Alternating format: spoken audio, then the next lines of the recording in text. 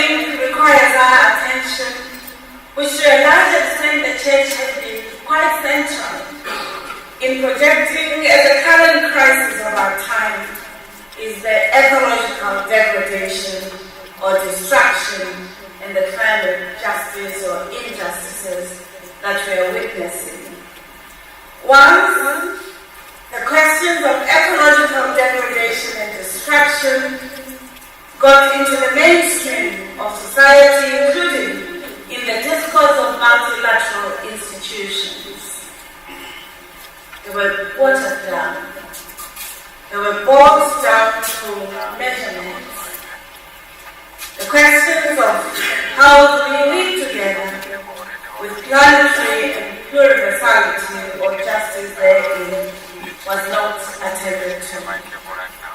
And colleagues, if we truly want to rise to life together in transformations, the urgent call, the kairos call, the moment of imagining and transforming the present and the future is a collective invitation, if not duty. As we are standing here in the city of Etupiñana, we are located near 50 kilometers away from the town of Tonga, which is still reeling from the aftermath of the deadly tornado that ripped through the town and ravaged it to ground 2 weeks ago. Yes. It left in its wake displaced families and losses of lives. Around the same period, similar storms and flooding also wreaked havoc in parts of Eastern Cape province of our country, equally causing massive damage to homes and leading to many deaths. A combined total of 21 lives are reported to have been lost in both tragedies. Nothing demonstrates the negative impacts of climatic changes or crisis and ecological degradation and their threat to humanity as this example. But you know that it's not just here in South Africa that the challenges of ecological degradation or climatic changes are a cause for concern. In CWM documents, our colleagues from the Pacific have constantly reminded us that this is not just an existential threat. It is a threat that has the potential to decimate countries. It is a threat that is about to ensure that the world as we know it or thought we knew it would not exist. And these communities have invited us to embark on a journey of recovery and rebuilding of lives, the restoration of livelihoods that we all must be accompanies to, if not in solidarity. It behoves all of humanity, especially us, the people of faith, to lend both praise, but also assistance to the efforts that are underway to help communities rebuilding their lives, especially those who are threatened by this existential reality that is now used by many in multilateral systems as measurements to ensure that they constantly overload the poor countries with loans. Is the camera on? Stop blinking. That deviate their attention to the real injustices that take place. As we speak, colleagues, some of the solutions that are being purported on ecological justice, such as EV cars or EVA cars as responsive, are not wholly true if you understand what's going on in Congo. We are well aware that for the EV cars that we're told are solutions to the climatic changes, that the displacement of the people of Congo, whose material resources and natural resources are used for EV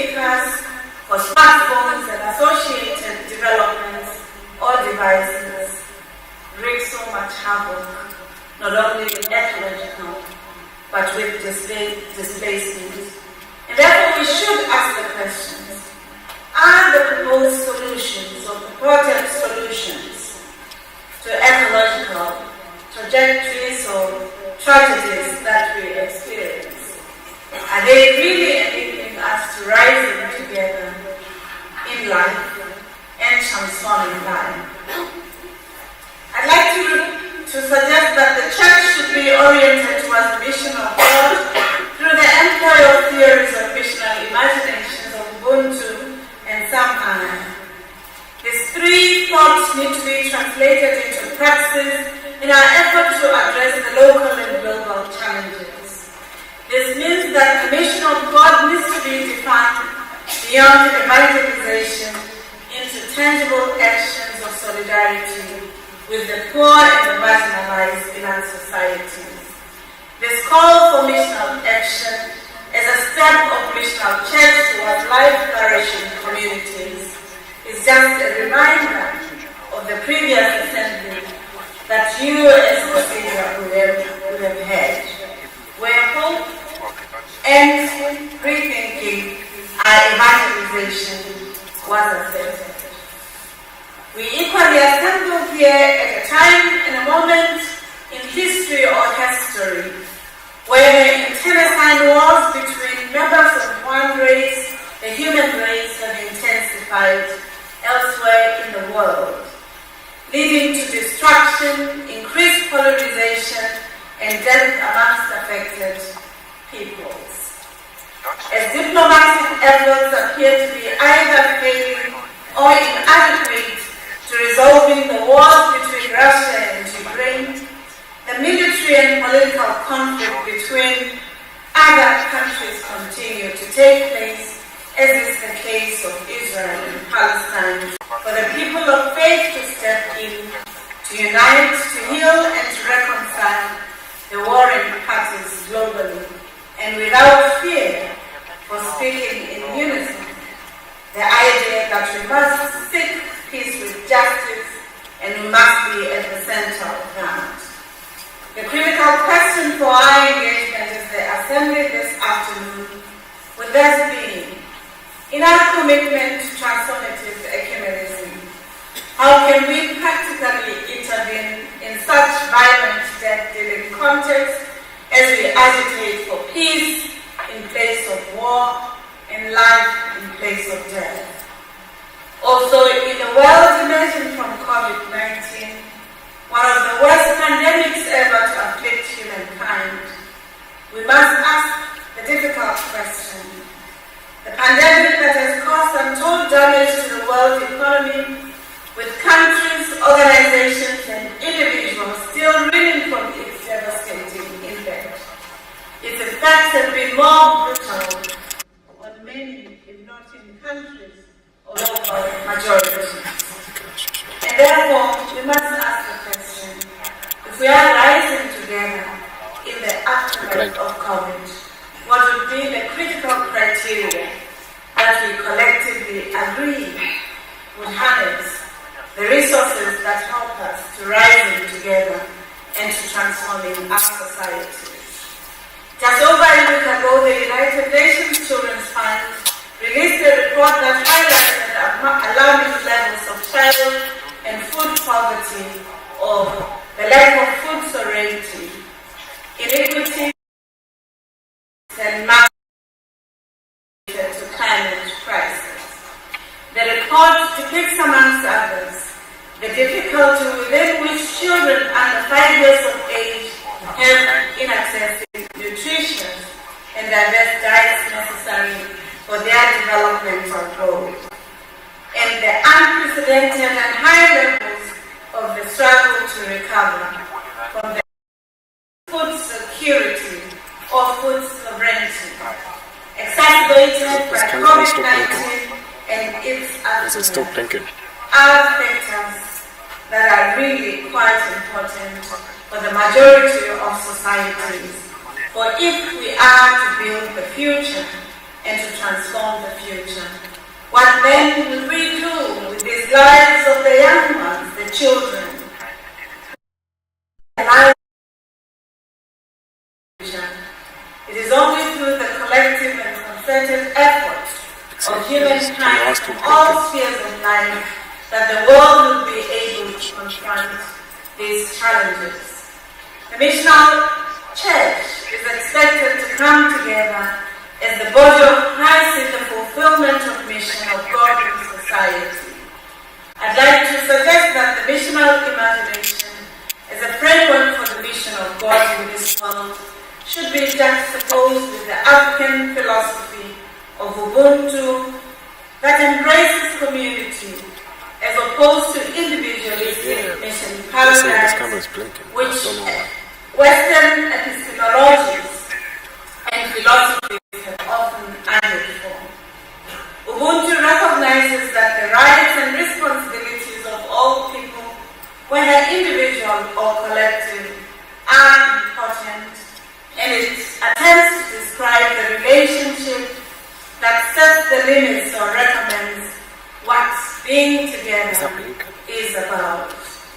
Ubuntu encourages us to open ourselves to others and to learn with others as they learn about themselves too. Thus, I suggest that from this country, in this geographic context, this notion of Ubuntu is relevant for the collective responsibility of the body of Christ in bringing transformation of society, as opposed to working in silos as different churches within the Christian traditions. Like the philosophy of Ubuntu,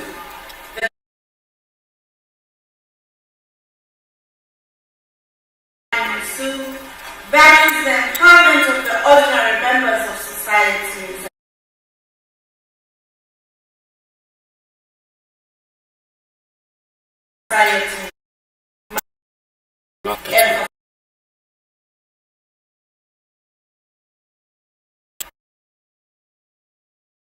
The web is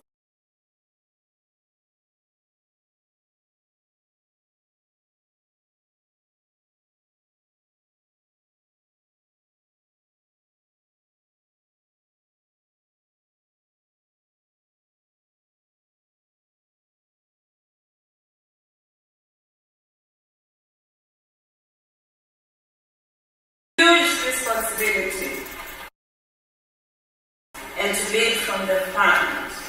In our efforts to challenge the debt-dealing, imperialistic, anthropocentric ideologies within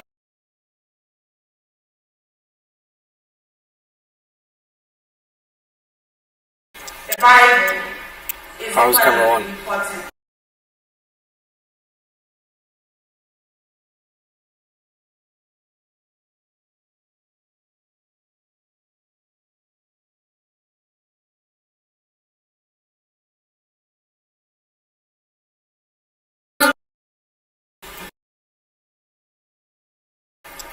Which talks about the imagery of greener pastures that evolve within us, nature at its best.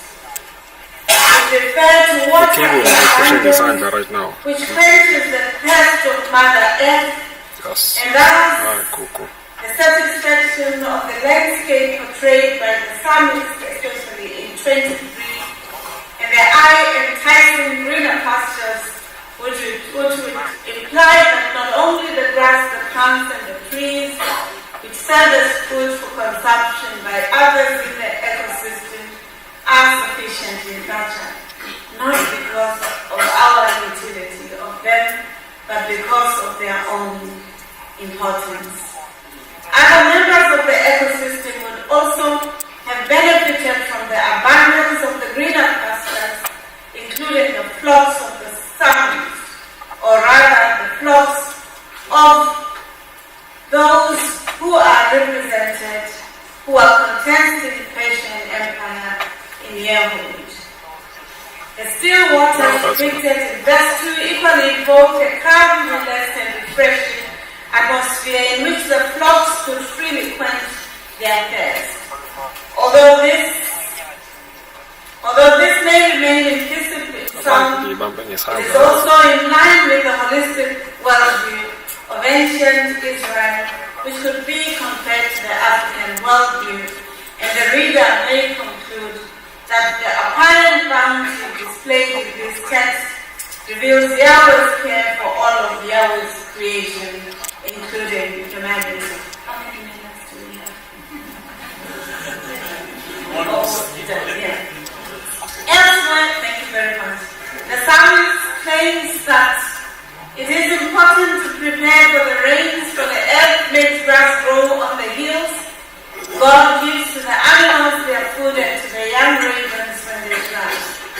In contrast to fulfilling, relaxing, and inspiring scenarios by example, in verse 1 to 3, the valley is depicted as dreadful death-dealing sin.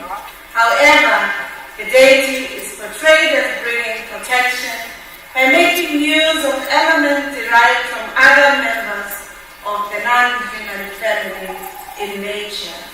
And therefore, colleagues, whilst I don't want to read Psalm from a literal perspective, I suggest that it is an important text that reminds us of the connections between the sacred other and humans, which require the holistic view of shared life by both the psalmist and as well as all of us. That within this reading, the seamless connection between humans and sheep is worth noting for the humble animal that could also be pointing to those low on the socio-economic system becomes quite important.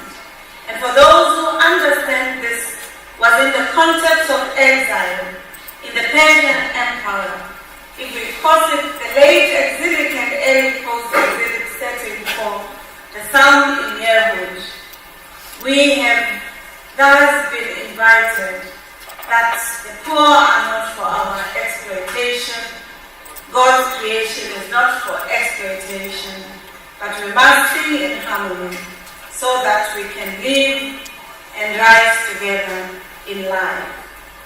Finally, I wanted to give a few ideas around some theological reflections and recalibrating hope as a source of vitality and life-affirming alternatives as we rethink about rising together in life.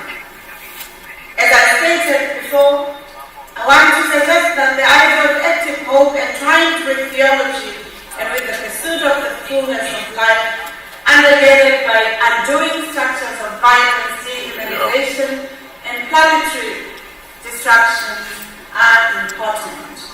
Hope is related to faith and our faith as disciples.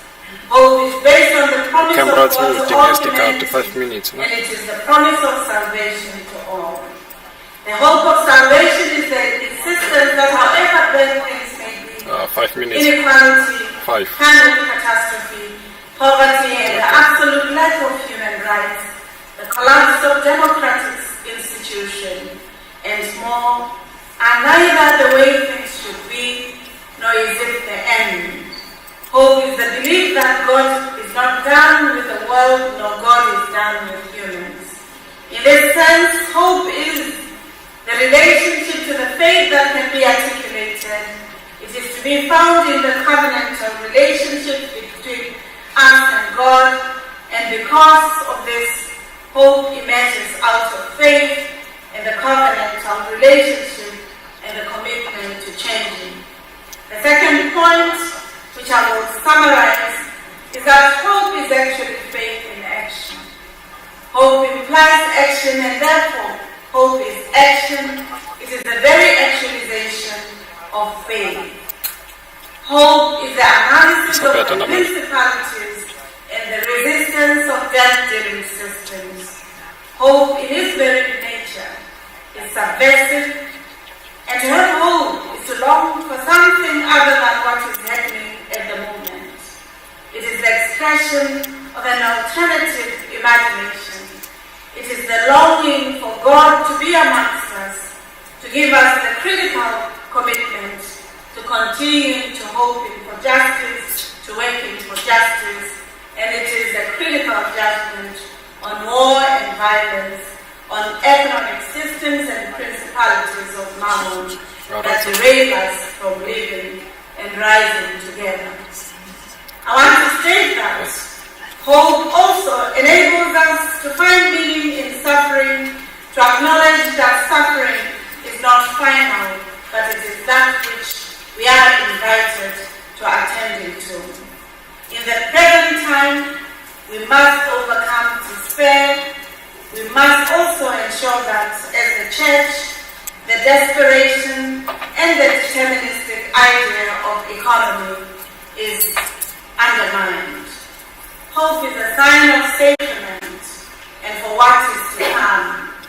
It is a sign of what is yet to come, and in the baptism, we join ourselves with the suffering Christ and dedicate ourselves to resistance of all that make people suffer.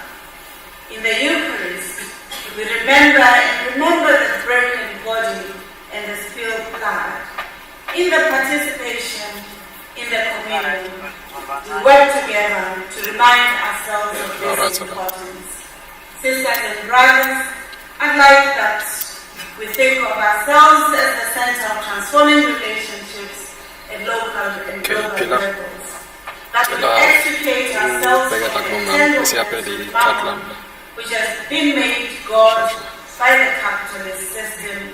The latter, money, is sacrosanct because beyond the critical value system of care, solidarity, compassion, and collaboration that the scriptures invite us to.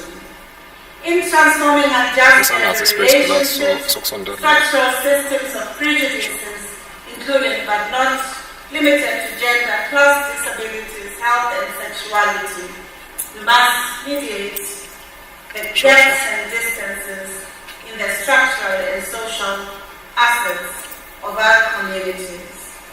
We must collectively emulate the spirit that invites Jesus to reread the past and to commit to the present, to commit to being an accompaniment to those who are poor, who are undermined, and whose humanity is not taken care of.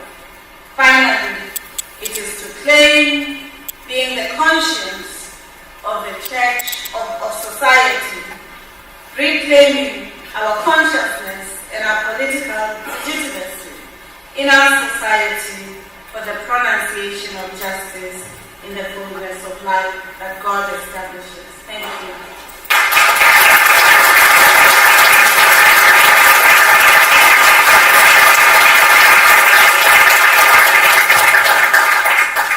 Thank you, Professor Pulan Netola, for your profound keynote speech for our assembly. I don't want to spend a long time to recap what she says to us. However, just I will summarize 2 points. But first, she raised in terms of the deification of money. We need to confess our faith to choose whether money of God or God of life. That money of God of money, or God of life. Secondly, she raised the point about the future of church and society.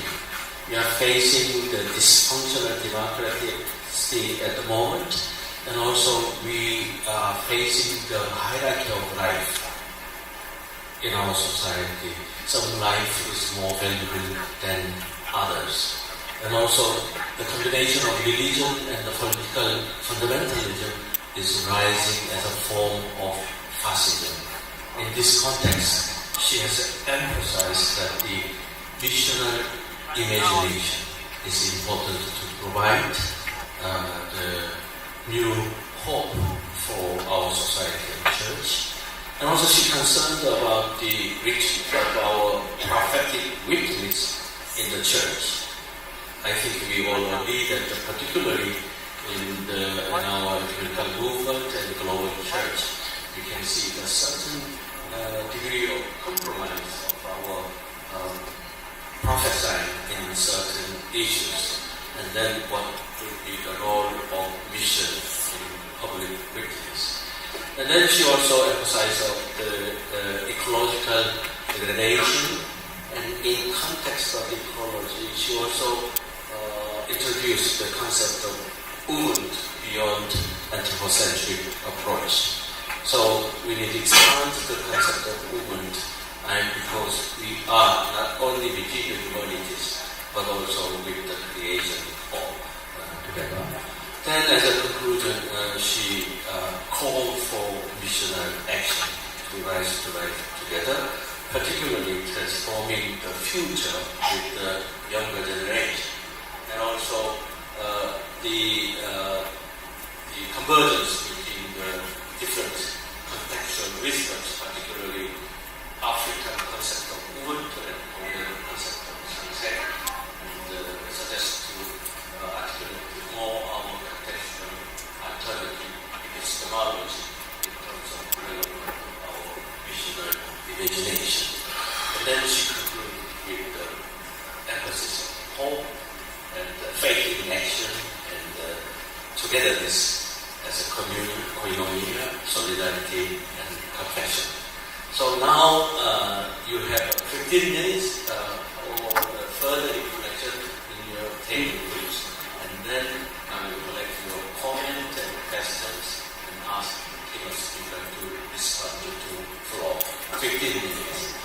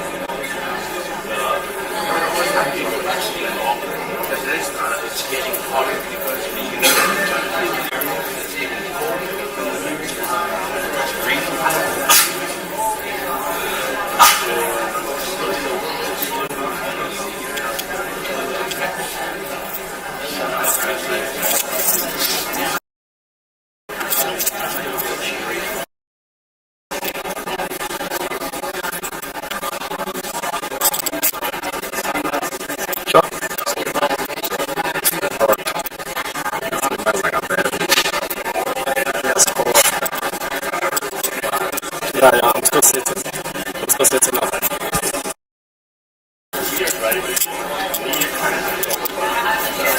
Is it back?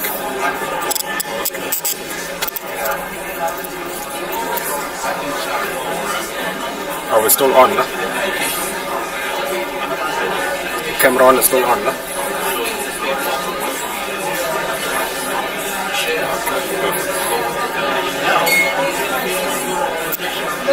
And now?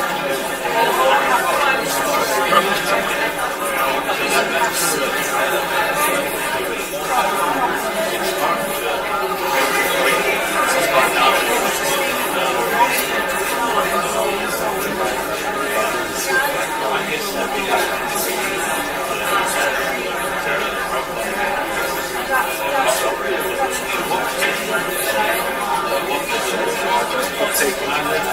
I'm ashamed to myself of my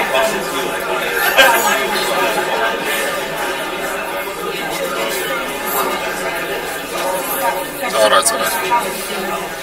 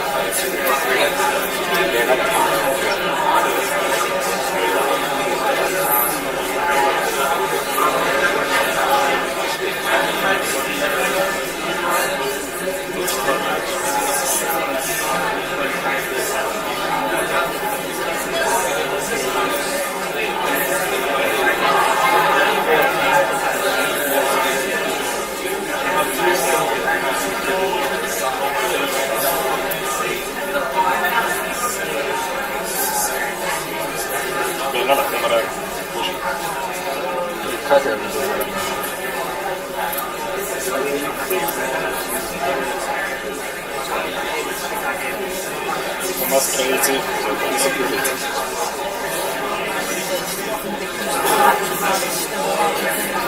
Great, keeping the neck responsibility. I want my elevator.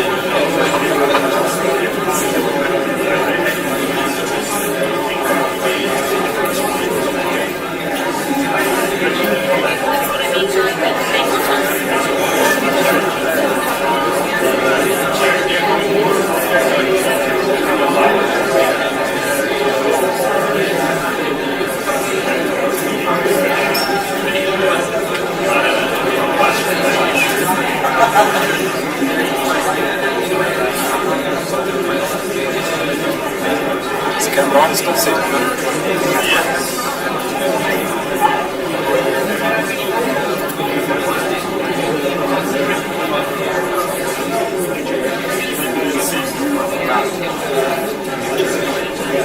Oh, that's it. Cameron is still safe, huh? Do we need to change the schedule?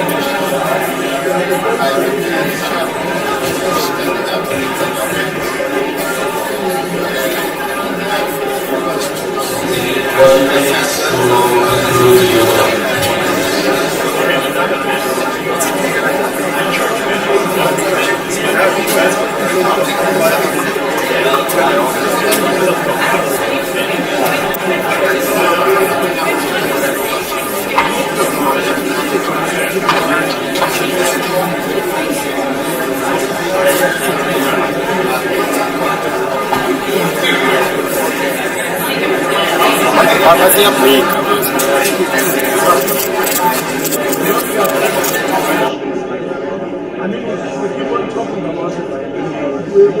With that later when there's not cyclone in Madam. After that, we do not put in any Don't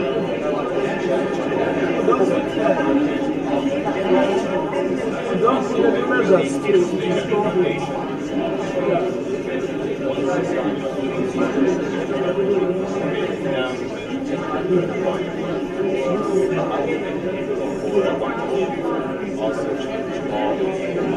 At least the CWM has more similar to do in a few countries.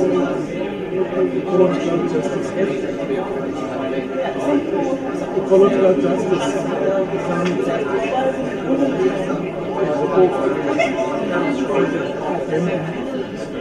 Okay, thank you. Return to plenary. We will have the same methodology. There are 4 microphones. So whoever who wanted to contribute, comment or raise questions, you can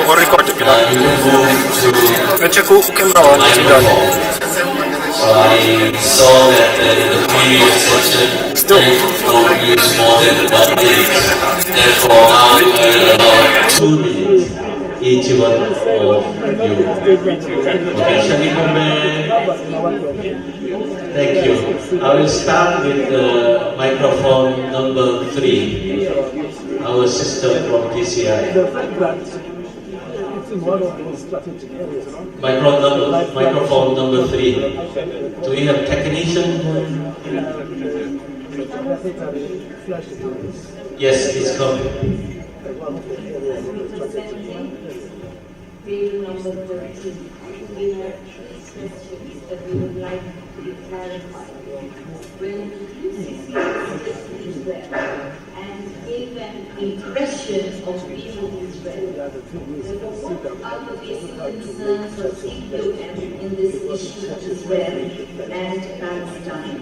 If we do not question the reason for the visit of UCC, we will be in the dark of what is going on.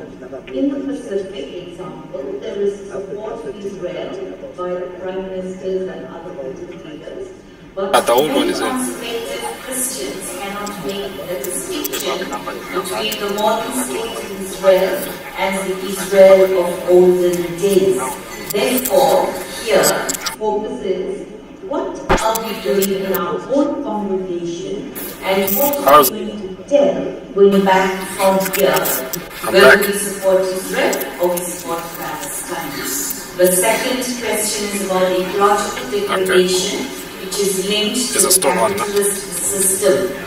Is what we are doing, that is, the different projects of the churches in various countries, working together with the government, fine, acceptable, or are these projects that we are collaborating with the governments questionable? The ecological mathematics, measuring value, not in terms of money, but in social justice, addressing the ecological degradation. These are the questions we are having. Thank you. From table 13. Thank you for the excellent questions. I will go the microphone 1. Microphone 1. Thank you very much. My name is Roger Zinati. I'm representing Table 17. So first of all, we are very elated about the presentation from Professor Lane. Very uplifting. We have some observations to make on the presentation. First of all, we have observed that people who fight injustice Just let me know if it's normally isolated, as though they are a problem themselves, which should not be like that. Secondly, we observe that fundamentalism is being regarded as something else outside, as if the people who are fundamental in challenging injustice don't deal with us. Okay, so we take it as if they are out there and us we are here. And so we have observed that maybe the manner in which our leaders are trained and formed in the things of God their focus or their orientation is as though they will live in the space and they will not live here. Otherwise, they will be able to challenge injustice effectively. How's Capital 2? The church, we have observed that it's not rising to injustice effectively because in some situations, in some contexts, church leaders or the church itself was involved in liberation. And so they achieved liberation, independence, for example, and then they become the national leaders themselves. So they are having challenges to challenge injustice because they themselves are the ones that are in national leadership.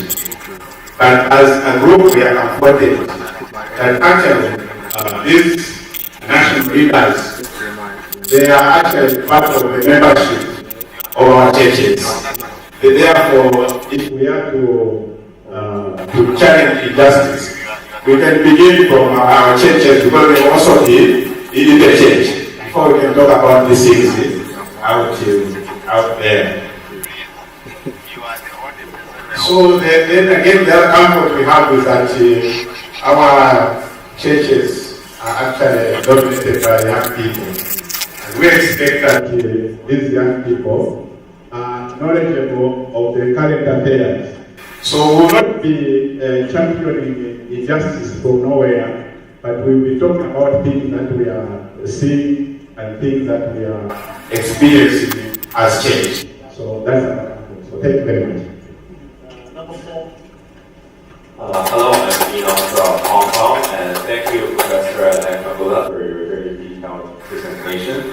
Just now, I have noticed that, I hope I didn't get it wrong, but I noticed that when you said history, you also mentioned first story. Trying to fix it. I appreciate that, I appreciate that you have been very inclusive, and this presents your recognition of women throughout the contribution in our history of mankind. But this also reminds me of this very concrete problem that is happening nowadays, which is there's a weight culture going on in North America and some parts of Europe, and which tries to neutralize many words that might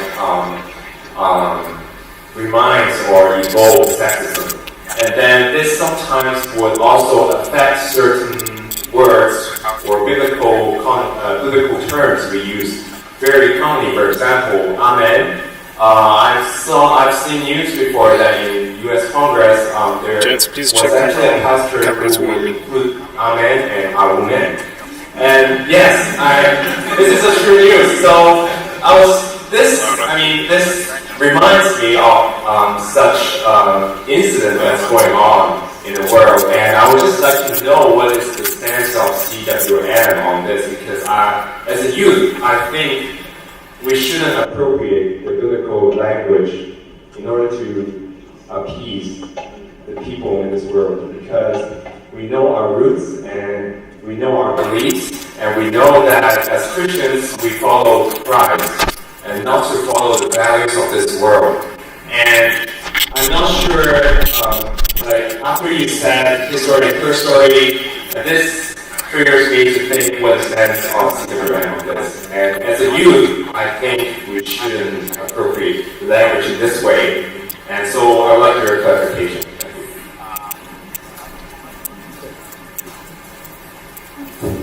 Thank you.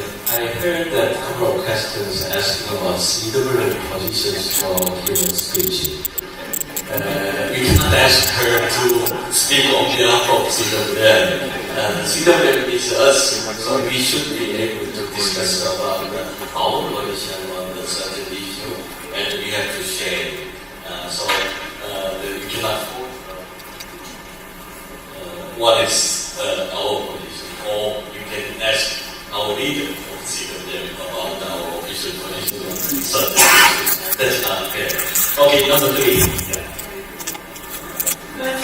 Table number 8, we just want to to acknowledge the fact that you all travelled to be here, but you travelled, been delayed, and stepped onto that stage and presented to us. We just wanted to acknowledge how amazing that was. And we have 3 questions. So our first question is, what difference has it made being the first woman principal of the University of South Africa? And how can you encourage women, especially in this review, to step into first or pioneering roles? Secondly, what's the university doing to encourage those in South Africa from poorer backgrounds to study at your university? And our final question was, how do we get the church to be collectively disturbed? Thank you. We'll take 2 more and I'll ask the speaker to respond. Number 1 and number 4.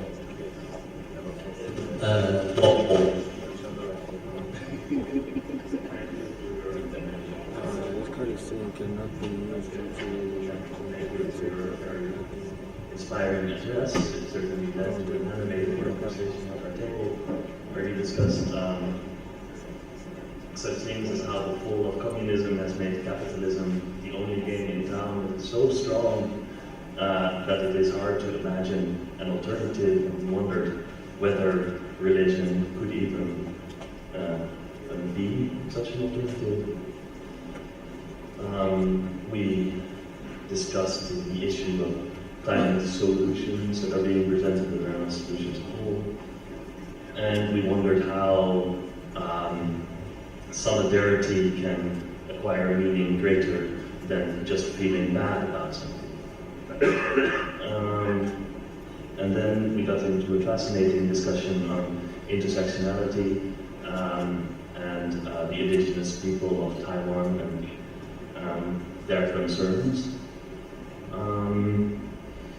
And finally, we considered the rise of conservatism gives rise to a new rise in scapegoating. And I was wondering if you could speak to ways that we could disrupt that mechanism as Christians. Thank you very much.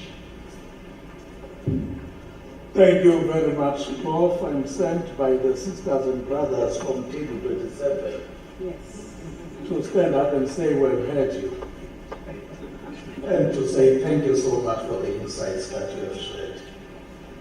There are just 3 concerns. You've spoken so well about the issue of ecology, especially your exposition of Psalm 23. Our concern is the more we speak about these issues, is the more we become negligent as human beings. How should the message of ecological justice be packaged such that we, especially as churches, can covenant to protect nature or live with creation? The second one is about the politics of the right and the politics of the left. We seem to be witnessing the resurgence of the right politics over the left politics.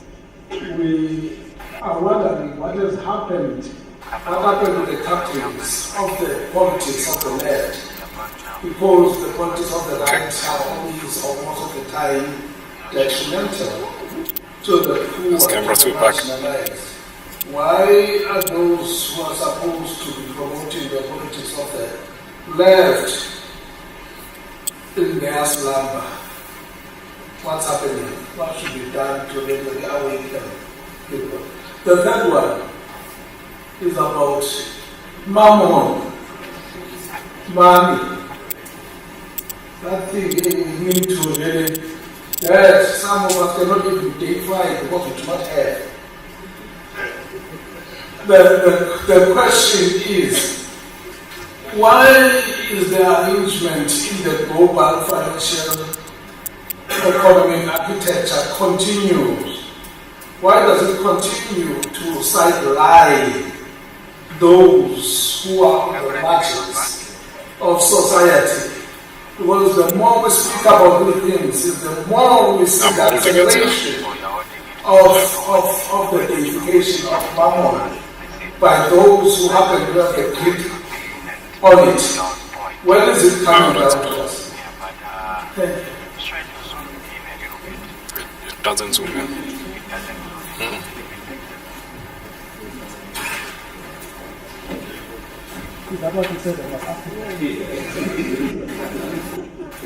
Thank you very much. I truly appreciate the questions, the commendations, including even the difficult questions. But because this is a dialogue of multi-dialogical conversation, some questions I'll defer to yourselves so that you're able to help me with. Let me start with the question that was raised. My sister, you did not say your name, so forgive me if I'm not aware. From table 3. I think we on the question of Palestine and what is happening in Gaza, I think as Christians who are called to witness and who have also experienced through the ecumenical accompaniment program that the ecumenical movement which have started, where colleagues would be in solidarity with the people in Israel and in Palestine. There's never been a bifurcation or a binary that those of us who are called to witness have been creating. But we cannot also deny the fact that the establishment of the current state of Israel in 1947 as a colonial and conquest system is what we also witness in our biblical text, and witness that if we're going to go to rethinking the Exodus and the questions that we must ask about the Canaanites and how the systems of justice must be asked. I think it gives us an opportunity to reflect on whether the tools for solidarity and our prophetic witness is really bringing together the basic values that are the basic tenets of our Christianity, but also of the values. So I belong to a community of women in black. I know we as the ecumenical movement have taken it over and do not share where it comes from. A community of women from Jewish background, from Muslim background, from Christian background, in Palestine, but also in the settlement environment, who talk about how to humanize one another and their communities. We try to look at how the military-industrial complex that Israel benefits from, including from the empire, that it has sustained this oppression and decimation of the Palestinians, whether in Palestine or Palestinians in the region of Gaza. So it is our moral and ethical duty not to come with these binaries, but to deepen our own analysis on what are the dead-dealing principalities that exist within that context. How do we decolonize as Christians the domination of the Palestinians, whether in Gaza or in Palestine or any other region, as we call to question those who are benefiting or are the benefactors of the violence? It's the same question that we would be asked as blacks in South Africa during apartheid, who are contesting the structural violence of the apartheid regime sponsored by many countries in the global north, including the military and industrial architecture. And when we contested that, we were blamed for merely retaining our being and our lives. And for us as Christians, we must ask the difficult questions without being forced to the boundaries or the verification that sometimes we end up falling into the trap of who are the wounded, who are the trampled upon, whose lives and humanity is not being recognized? Who is supporting those who are championing upon? How do we prophetically witness? Why would we be comfortable to see children dying in their majorities who have to fight with stones against digitized military intervention systems and then not attention? So I think that's very important for us to think through.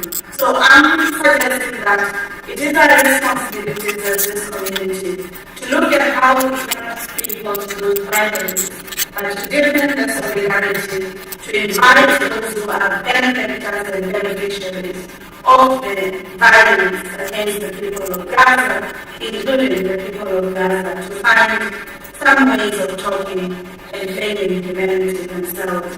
And therefore, I'm not asking for a position, I'm asking for the critical criteria that we can use to ensure that a humanizing ethic theology is articulated. The second part is, we cannot think about politicians just because they are sitting in our pews, that they will change the structures of violence and benefits and we cannot. The church must be at all times intentional on reviewing the policies, systems, and structures of economy, ecology, including political systems. Because if we don't do so, and do not even evaluate ourselves, we will forever be skating on the margins, not on the substantive transformations that we require. I was thinking around the Kairos document as one example of how the church can come together to reclaiming the future, to transforming society, the covenanting for justice in the economy and in the ecology, the Catholic bishops' statements on the current economic systems, and others. When we come together ecumenically to attend, oh, somebody did not tell me to look at you, so I'm only seeing you now, I will do so. Some of those are quite important areas that we should be thinking around. I'm truly appreciative that you raised a question that many of us in church and society are afraid to raise it, where you said the death of communism has created a major hegemon who's not contested. And I wanted to say, there's no difference between the political parties of the left or the political parties of the right. Because if you look at all of them, their socio-economic and policy systems are undergirded by the primacy of capital or money.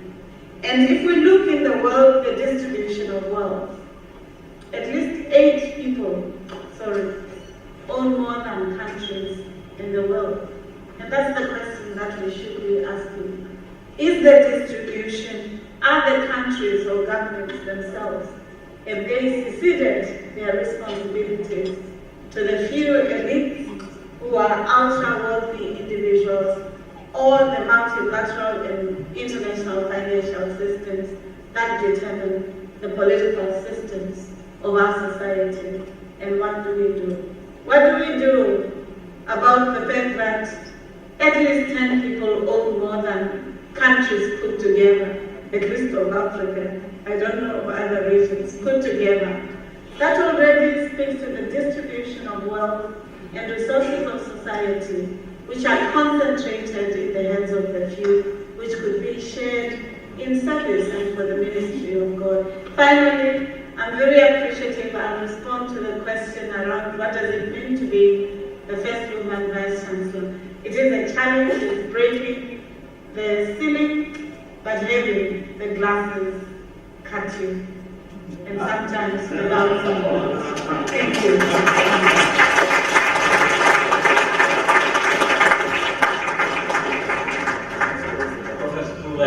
Once again, thank you so much for your profound speech and also the wisdoms and contributions to Assembly to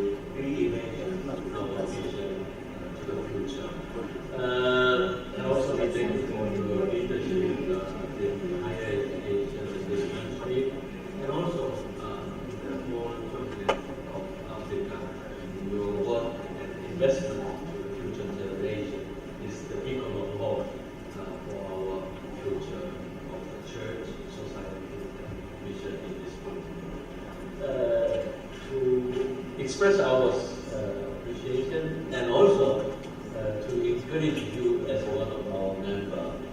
We have prepared a small token of appreciation. Remember this.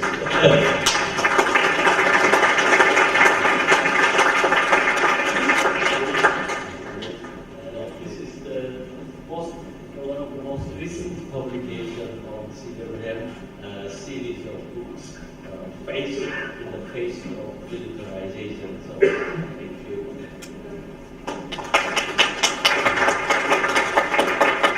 Okay, I think we have deserved to have some fresh coffee or tea. So we will assemble again at 4 o'clock, and the tea and refreshment is ready outside.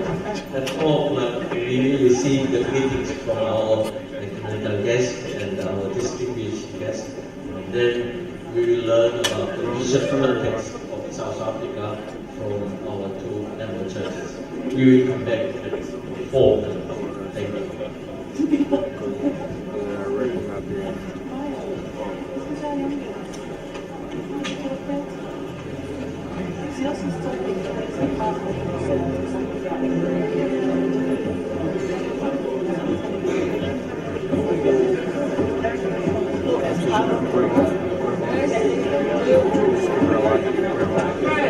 Exactly.